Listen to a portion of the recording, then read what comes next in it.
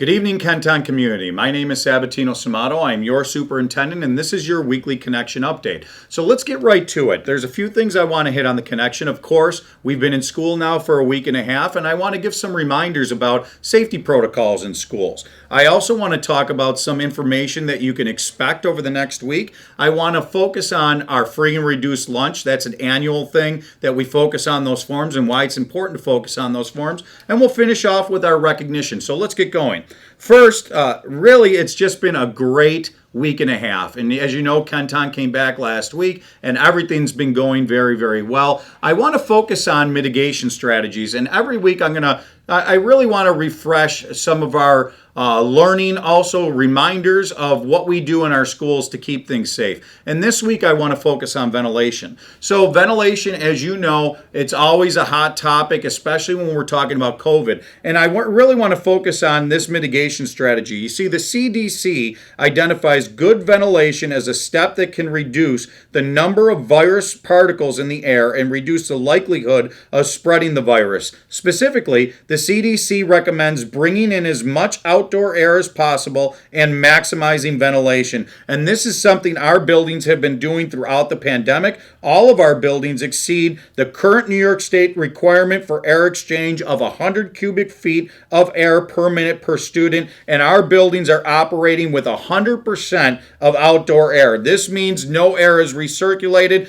reducing the likelihood of exposure to virus particles. So let's just break that down really quick. If you're thinking about this as a cyclical process, we are constantly bringing in 100% fresh air. The air is in the classroom, and then it's pushed out of the classroom, 100% exchange. There is no recirculation of that air within our buildings, and that's very important because that is one of our important mitigation strategies. A reminder of that, also in education, a constant education on how our schools operate. Now, another thing, you've heard me talk about testing.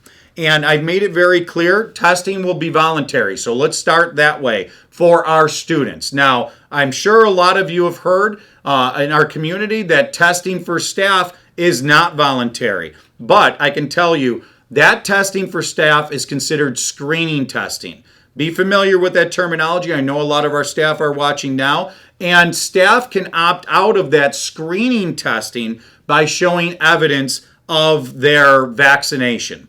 So I'm happy to say all of our bargaining units here in Kenton are on board with providing information and figuring this out, anything to keep the school safe, and they're doing a fantastic job. I'll share more numbers next week as those numbers come in and our staff reply to if they've been vaccinated or not and continue to reply to that. So that's screening testing.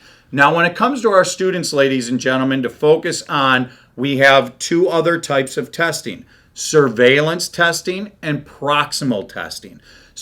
Both of those are voluntary. Let's be clear, voluntary. So surveillance testing will be if you volunteer and fill out the form, then students will be tested, and it's 10% per building per week of those who volunteer. So if somebody asked me the question, well, Samato, if you only have 100 volunteers and there's 1,000 kids in the building, those 100 will constantly be tested. That's not how it works. It's 10% of those who volunteer. So if we have only 100 that volunteer, then a different 10 one week. Now, it could be repeated the next week because it is completely random, and those decisions of who comes down, and it goes through Erie County and our partnership with Erie County. And let's remember what proximal testing is. Proximal testing, in the event that we did have a positive case in a classroom, then Erie County would actually provide that same type of rapid testing for students that volunteered, once again, through the form, volunteering to be part of proximal testing to see if there may ever be more positives within a classroom.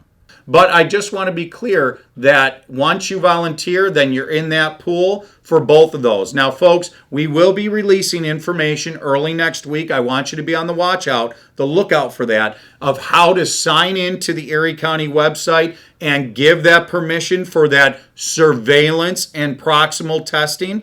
And then also there's another a link that Erie County has there. There's 2 forms that actually need to be filled out. But I really want to make sure that we're educated as a community on what we have in store and what that looks like. A great partnership that we have going with Erie County, and we'll continue to partner. Folks, none of this is easy, and we always have to remember that where we are right now, we can only do the best if we're doing it together. I have to be honest, our priority right now is making sure that we're fulfilling the requirement of 100% of our staff is either tested or provides vaccination. So that's a big push right now in Kenton. And we will continue to work towards our surveillance and proximal testing of our students, and you'll continue to get information on that. So stay tuned. Also now, a big thing for students and for our schools, free and reduced lunch meal applications. So breakfast and lunch. Even though breakfast and lunch is currently free for all students, it's important, extremely important actually, that all of our families complete and return the free and reduced price meal application. Now, folks, some people may say, well, Samato, why is that? It's free right now. Because they always take those applications for this year and apply them to next year. That's very important to understand. This form is provided to families at the start of each school year, and it can be found on our food service website at ktufsd.org/capital food service. Completing this form ensures that eligible children will receive free and reduced price meals should they no longer be free and reduced for students in the future. Also, a number of students eligible for free and reduced price meals impacts the funding that our school district receives. So let's break that down. Fill out the forms now, and it will absolutely indicate now where kids are for free and reduced in the future, but it also ensures funding, especially title funding, for our district and our schools in the future. Now, here's this other thing that families need to understand, because this is out there and a lot of discussion in our community. Some families are currently receiving a second pandemic electronic benefit transfer. It's known as PEBT benefit, which is based on free and reduced price meal eligibility. It's important to understand that this eligibility derived from the completion of the forms last year. So that's why it's important. You never know what the next year will bring. If people filled that out and you were eligible last year, that's how you're receiving that second pandemic electronic benefit transfer. So completing this form now will impact whether you receive this benefit next year. It does not impact whether you get that PEBT payment now. So I'm just clarifying that for students and for our families that, and folks, the district can't do anything about that. Okay, completing that application, that distribution of benefit, New York State has information on its website, and you can find it. We have a link on the connection there, but I just want to be clear about that.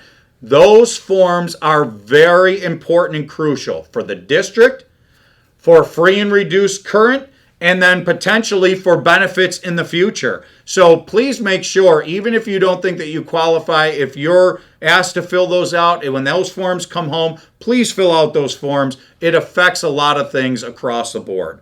Finally, let's end with our recognition, Miss Jody Muscarella. This week, we recognize Jody Muscarella of our Buildings and Grounds staff. Until Friday, Miss Muscarella worked as a full-time cleaner at Holmes Elementary.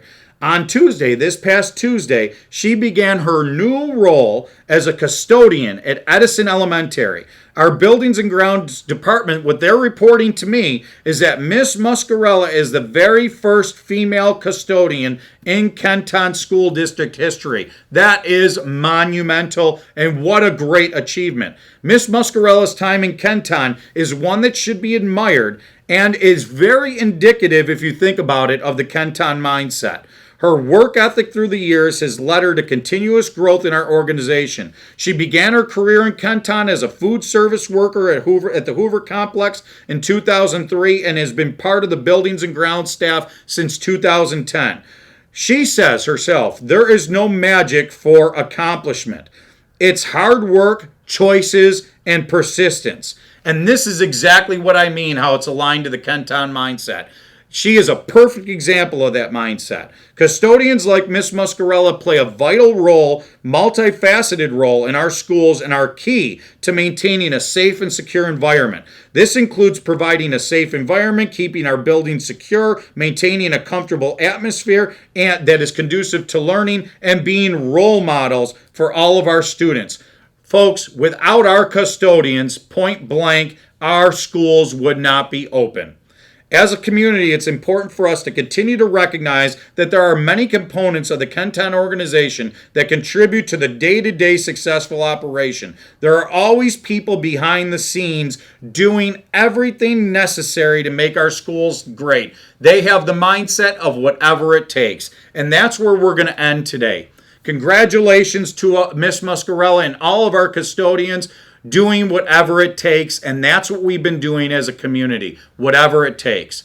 So it's very clear this is going to be a bumpy year. I've said it, I'll say it every week. Coming out of this may be more challenging than when we were just in the heart of it. In many ways, we're still very much in it, folks, so don't put down your guard.